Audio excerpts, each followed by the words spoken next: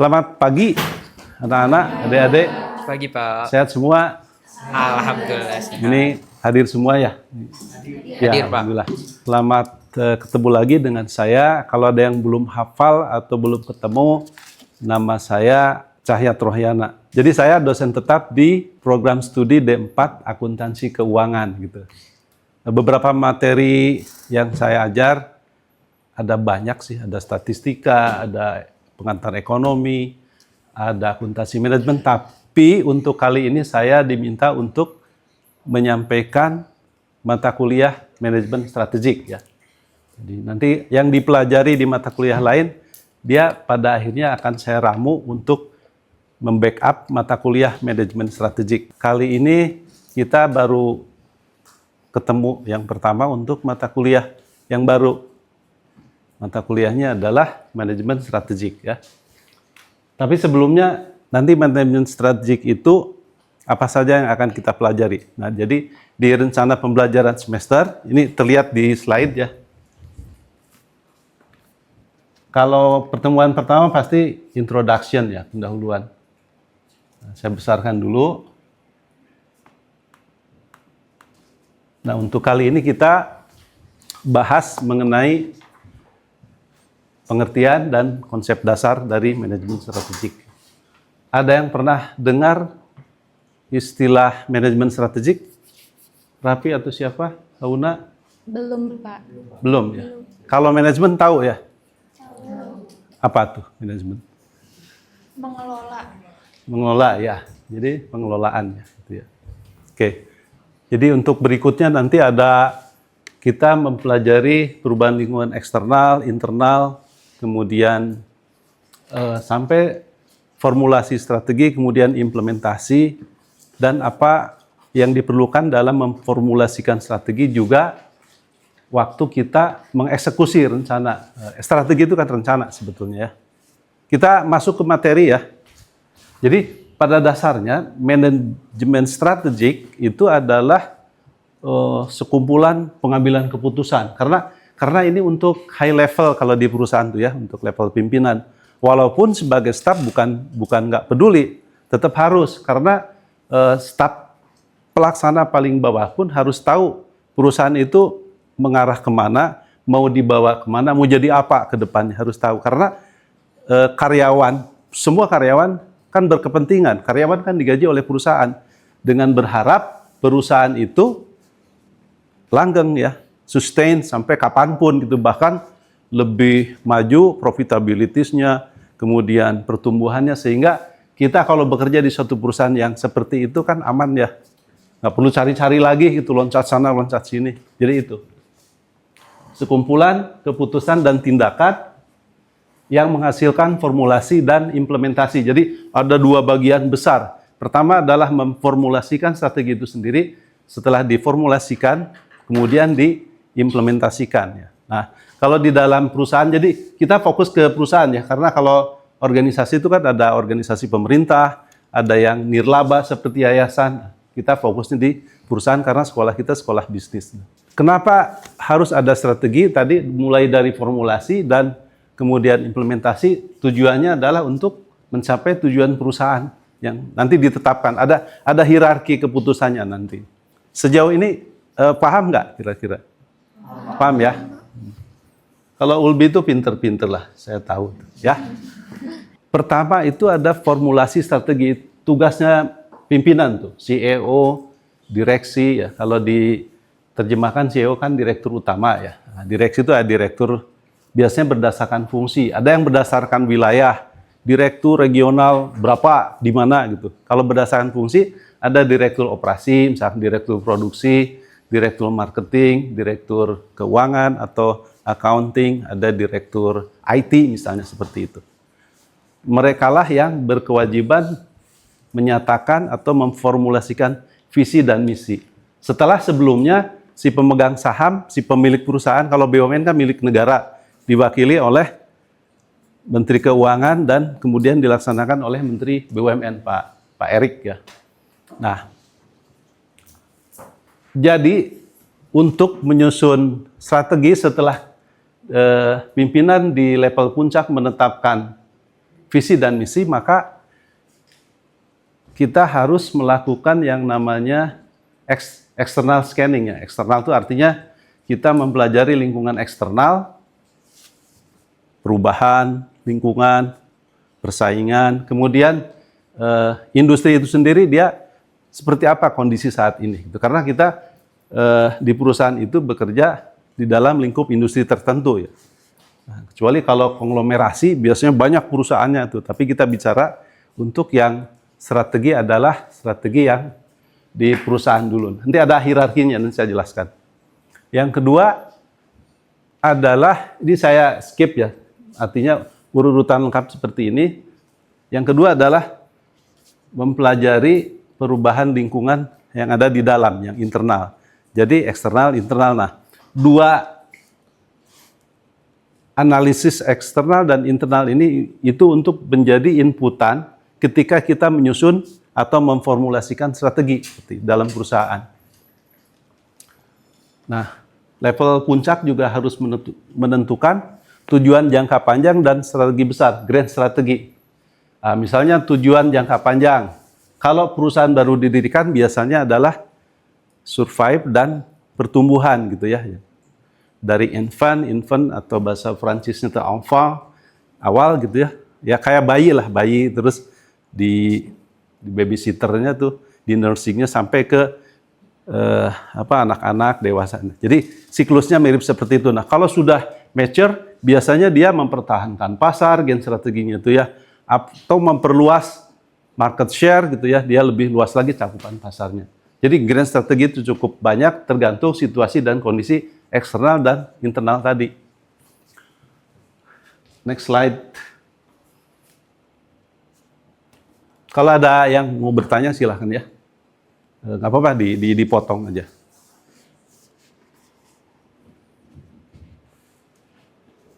Nah, jadi sebetulnya strategi itu adalah sebuah rencana atau game plan gitu ya. Kita mau main seperti apa, tapi main dalam artian ini bisnis ya, bukan main-main ya. Jadi game plan, rencana kita mau seperti apa, khususnya dalam menghadapi persaingan di industri itu. Game plan. Jadi rencana masa depan yang berskala besar untuk berinteraksi dengan lingkungan persaingan. Jadi di dalam strategic management itu lebih banyak dibahas itu adalah mengenai persaingan sebetulnya. Karena tujuan dari manajemen strategik adalah untuk menciptakan keunggulan strategik yang berkelanjutan. Karena perusahaan didirikan itu bukan untuk sebulan, 2 bulan, setahun, 2 tahun, untuk seterusnya. Istilahnya harus berkelanjutan, sustainable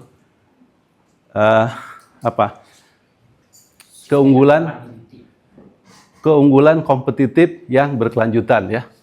Competitive advantage yang berkelanjutan, sustainable competitive advantage yang berkelanjutan ya. Jadi harus terus. Jadi unggulnya itu jangan setahun 2 tahun lah, kalau bisa seterusnya gitu ya. Kan kita tahu ya perusahaan-perusahaan besar yang global, bahkan kan tahu dari dulu Microsoft ada terus gitu ya. Toyota ada terus gitu ya. Jangan sampai ada perusahaan baru berdiri beberapa tahun terus collapse gitu ya. Jadi harus berkelanjutan. Kan tadi manajemen strategi itu ada sekumpulan pengambilan keputusan. Nah, jadi strategi ini adalah supaya membimbing para CEO, para pimpinan puncak untuk mengambil keputusan. Tapi ada grand strategi tadi. Jadi sebetulnya formulasi itu adalah untuk memberikan kerangka supaya tidak melenceng ke sana kemari, dan itu ada di state nanti di rencana jangka panjang perusahaan. Di BUMN sebutnya RJPP gitu. Rencana jangka panjang perusahaan yang nanti diturunkan ke rencana jangka panjang rencana jangka pendek yang tahunan, annual plan gitu ya. Jadi 5 tahun ke depan mau seperti apa?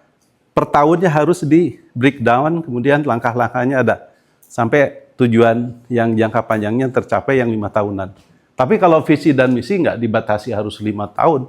Bisa jadi visi misi 10 tahun, tapi selalu disesuaikan dengan perkembangan lingkungan. Nggak sakral-sakral banget sebetulnya, tapi kan yang penting masih fit dengan kondisi bisnis, kondisi lingkungan. Kalau kita belajar mengenai korporasi, di mana korporasi itu bayangan kita adalah seperti grup, Bakri Group, apalagi Bakri, kemudian siapa? Jarum, misalkan. Kemudian grup apa lagi yang kalian tahu? Astra Group gitu. Kan banyak tuh perusahaannya itu.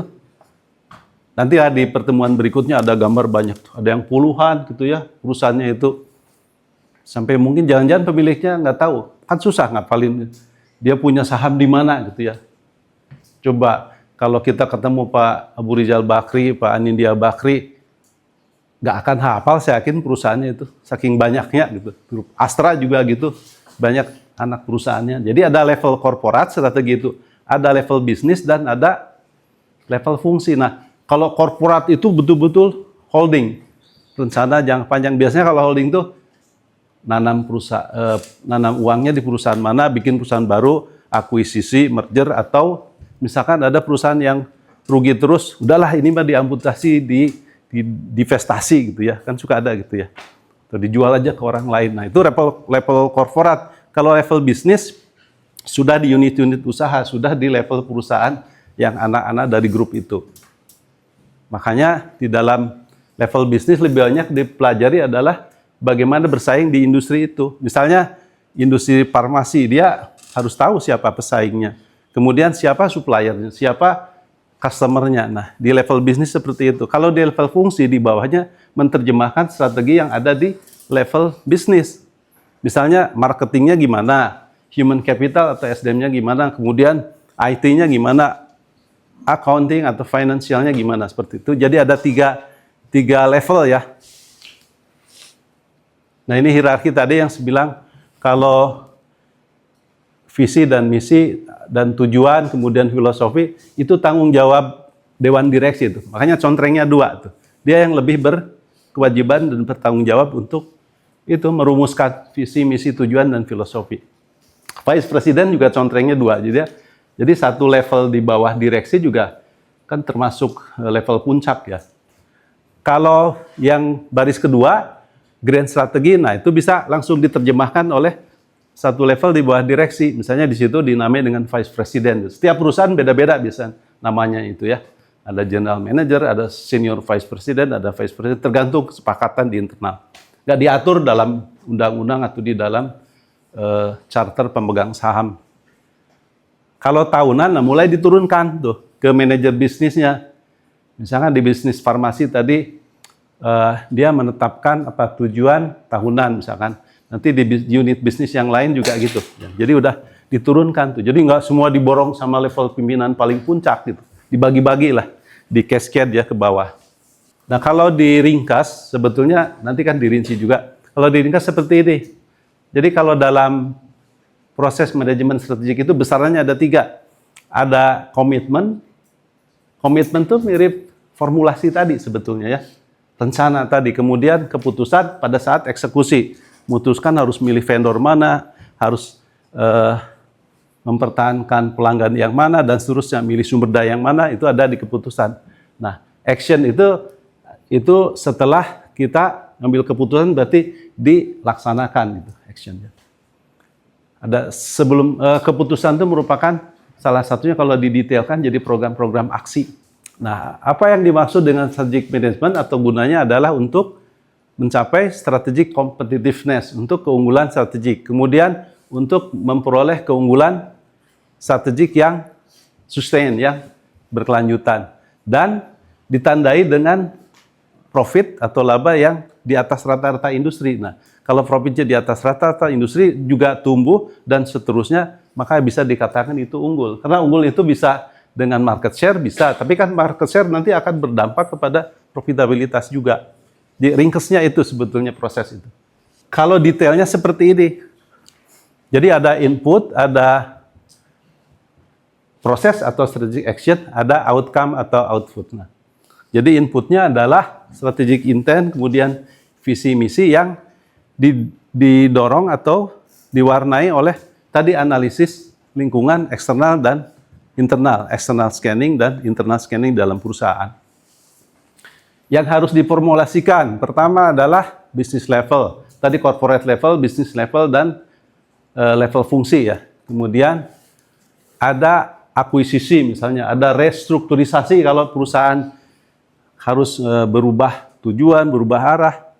bisa melakukan akuisisi atau restrukturisasi, melakukan pembenahan lah.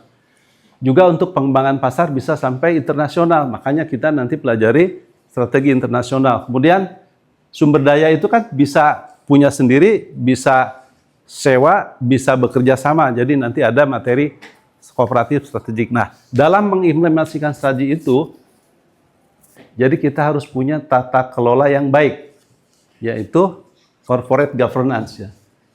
Yang baik berarti good corporate governance, kemudian struktur organisasi, kemudian struktur lainnya itu dan pengendalian itu harus ada ya.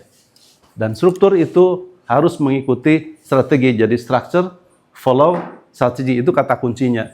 Kemudian leadership juga menentukan dalam keberhasilan implementasi strategi. Terakhir, tentu dalam menghadapi lingkungan yang berubah ada entrepreneurship, kreativitas dan inovasi seperti itu.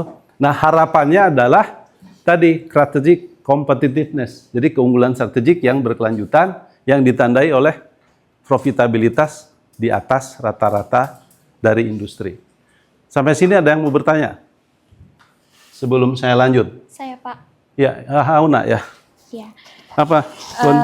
Jadi kan Pak, berdasarkan pengertian manajemen strategik, itu menyebutkan bahwa adanya formulasi strategi untuk mencapai tujuan perusahaan. Nah, Ya. Pak, selain untuk mencapai tujuan perusahaan, kenapa manajemen strategik itu dibutuhkan dalam menjaga keberlangsungan hidup perusahaan itu sendiri, Pak? Oh iya. Jadi perlu diingat ya, kita baik manusia maupun institusi, kita hidup kan bukan sendirian gitu ya. Kalau dalam agama ada istilah hablum minanas misalnya gitu ya. Jadi lingkungan itu harus peduli. Nah, salah satu agenda atau program strategik yang ada itu bisa disebut oleh saya itu adalah CSR ya. Ada yang tahu singkatan dari apa?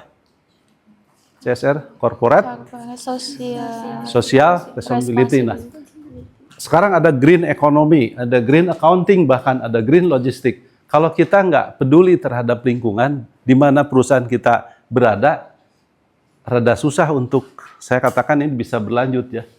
Kalau misalnya AMDAL-nya jadi dilanggar, misalnya, dilanggar itu ya dilanggar lah, tidak patuh gitu ya. Kemudian juga tidak peduli lingkungan yang lain. Nah, jadi customer harus diperlakukan dengan baik. Kemudian vendor atau supplier juga. Jadi seperti itu tuh. Kenapa kita supaya berkelanjutan tidak hanya myopia, tidak hanya melihat internal sendiri gitu. Terjawab nggak kira-kira, Auna? Terjawab, Pak. Terima Oke. kasih, Pak. Nah, saya akan mencoba menjelaskan asumsi. Nah, asumsi dalam menyusun strategi ada dua yang saya ingin sampaikan. Yang pertama adalah resource based. Resource based itu artinya berbasis sumber daya yang kita miliki gitu. Apa yang kita punya dipakai untuk menggrab bisnis apa gitu. Jadi mikirnya itu sumber daya internal. Saya punya ini bisa dipakai apa ya gitu. Saya punya pabrik, punya mesin, punya lahan. Kira-kira bisnis apa yang cocok? Itu ada resource based. Gitu. Nanti item per itemnya silahkan dilihat, dipelajari. Nah, sekarang yang bukan menjadi tren sudah sejak lama, yang mesti kita terapkan adalah yang market based. Apa yang pasar mau, apa yang pelanggan mau gitu. Nah, kalau kita kacamata kuda lihat internal gitu ya, fokus ke internal, padahal pelanggan nggak suka ya, customer preference nggak ke situ arahnya, kan susah untuk sustain ya. Jadi ada market base. Nah, kalau ini juga bukan berarti jelek banget gitu. Kalau fit dengan kebutuhan eksternal, kenapa tidak? Nah, tapi yang paling penting adalah bagaimana market itu membutuhkan kita dalam konteks perusahaan. Karakteristik pasar, dinamika pelanggan, ya customer behavior ya, kemudian customer dynamic, perilaku pelanggan kan sering berubah-ubah. Jadi external scanning itu tidak satu kali, tapi terus-menerus. Misalkan pelajari sekarang untuk semester depan atau untuk tahun depan. Jadi rencana kerja itu tidak berarti setahun full. Kalau misalnya lingkungan berubah, asumsi berubah, ya kita juga rubah gitu. Ya, jadi nggak sakral gitu ya, walaupun sudah ditetapkan, nanti ada mekanismenya sendiri. memenuhi kebutuhan pelanggan secara lebih baik dibanding pesaing. Nah, itu yang penting tuh, supaya kita unggul. Jadi pilihan strategi yang kita formulasikan harus selaras dengan market preference ya. Itu resource base dengan customer base. Kalau resource base itu apa yang kita punya, kita bisa optimalkan seperti apa. Tapi kalau market base, apa yang market inginkan, kita penuhi kebutuhannya. Seperti itu ya. Nah, ini perbandingan ya, tapi udah saya jelaskan. Tadi mungkin agak terlewat dari sisi struktur atau susunan, tapi kesemuanya itu diawali oleh strategic intention, maksud. Biasanya intensi itu dari pemegang saham menetapkan, saya ingin dong jadi market leader di dalam industri ini, berarti market share-nya lebih besar dari pesaing, profitnya lebih bagus, pertumbuhan lebih bagus. Nah, si pemegang saham minta itu seperti itu, intention-nya. Nanti diturunkan tadi ke visi misi.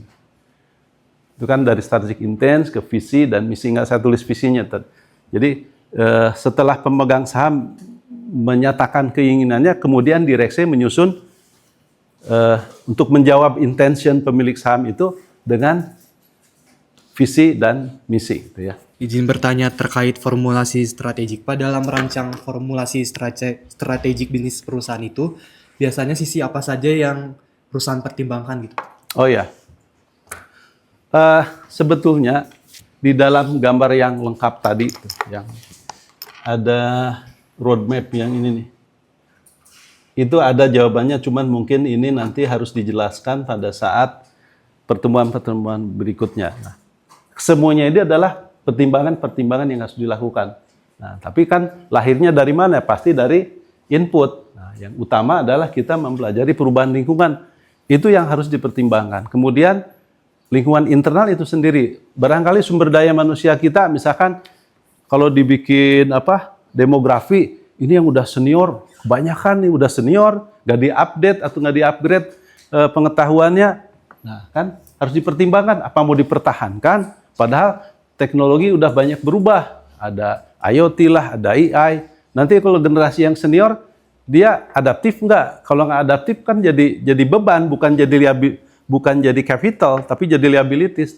Nah, salah satunya itu ya. Kemudian tentunya hal-hal lain ya, seperti tadi tata kelola, corporate governance ya, kemudian kepemimpinan strategik dan lain-lain. Jadi di dalam roadmap yang ini itu kelihatan jawabannya. Terjawab nggak ya? Terjawab.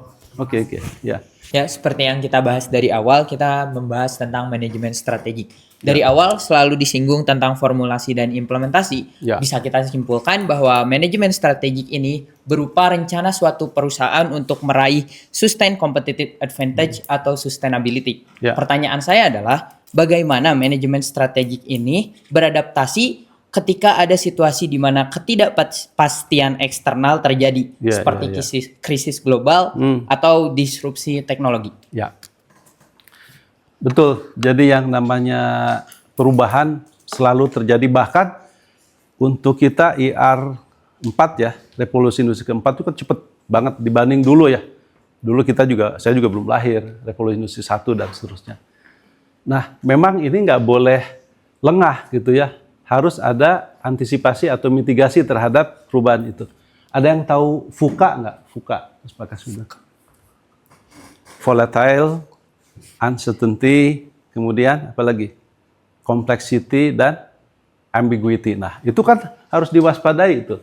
Nah, berarti harus ada yang namanya tim yang mencermati itu tuh. Khususnya tadi external scanning tuh.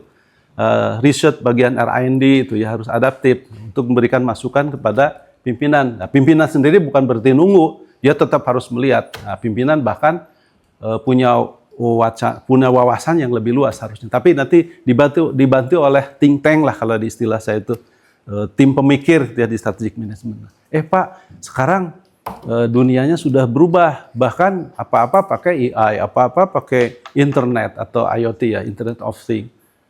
Ada big data. Nah, kalau misalnya itu bukan mitigasi, nggak diadaptasi, kemudian risiko-risiko yang kemungkinan dengan perubahan yang cepat tidak dimitigasi. Agak susah kalau kita nanti ingin yang sustain tadi. Berarti kan harus agile ya, harus lincah. Makanya ada materi tadi yang sebelah kanan tadi, entrepreneurship dan inovatif. Nah, untuk menjawab itu. Dan saya bilang, rencana itu bukan sakral kayak kitab suci. Bisa dirubah kesepakatnya sesuai dengan tata kelola. Misalnya harus sampai di eskalasi sampai ke pemegang saham. Ya, gitu ya. Mungkin sampai komisaris juga, ya tergantung tata kelola yang terjadi. Ya, Raf, jawabannya. Cukup. Terima kasih atas jawabannya. Mungkin waktu juga udah habis, jadi saya mungkin slide yang, ini kayaknya slide terakhir. Stakeholders, coba bedain dengan shareholders. Stakeholder itu adalah pihak atau orang-orang yang berkepentingan. Kalau shareholder, share itu stok itu apa, saham gitu ya, itu pemegang saham. Nah, pemegang saham memang salah satu dari stakeholders. Tapi apakah hanya pemegang saham yang berkepentingan terhadap perusahaan? Nah, kita lihat dari secara besar ada 3. Tadi stock market ya, bursa efek. Kalau sudah TBK tuh si pemegang saham kan concern tuh, wah perusahaan yang sahamnya saya beli ini untung apa enggak? Tuh ya, kalau untung berapa? Bagi dividen enggak? Tuh. Atau labanya ditahan ya, bulan accounting ya, tahu ya laba ditahan, bukan ditahan di kepolisian, bukan. Yang meminjamkan uang, bank misalnya, debt ya, berkepentingan dong kalau misalnya perusahaannya bangkrut terus hutangnya nggak balik kan itu. Terus yang secara institusinya sendiri, organisasi, karyawan nanti kalau perusahaannya nggak maju-maju, gajinya nggak naik-naik, ya, dia stakeholders kan penting dong. Wah ini mau bangkrut saya pindah gitu kan, pasti dicermati terus. Manajer ya apalagi ya, dia tadinya fasilitas gaji tiba-tiba di-cut gitu kan, pasti dia concern. Non-manajer juga sama ya pelaksana. Nah kemudian pihak luar yang lainnya, customer utama tuh, kalau customer utama tidak dilayani dengan baik, dia pergi ke perusahaan lain, habislah itu revenue yang tadinya besar triliunan mungkin berkurang. Ya, customer harus dilayani secara baik, ditreatment secara baik. Terakhir, supplier juga demikian. Kalau kita hubungan baik dengan supplier, dikasihlah spesifikasi, entah bahan baku, entah sumber daya yang lain yang kualitasnya lebih baik. Ya, jadi mungkin ini akhir dari kuliah yang pertemuan pertama. Nanti kita lanjut ya. Diskusinya diharapkan lebih banyak. Jadi manajemen strategik adalah strategi pengelolaan perusahaan supaya mencapai tujuan keunggulan kompetitif yang berkelanjutan. Ditandai dengan tadi profitabilitas yang di atas rata-rata industri. Terima kasih ya. Selamat siang. Jaga kesehatan ya. Iya Pak. Oke. Terima kasih Pak. Thank you ya. Yuk.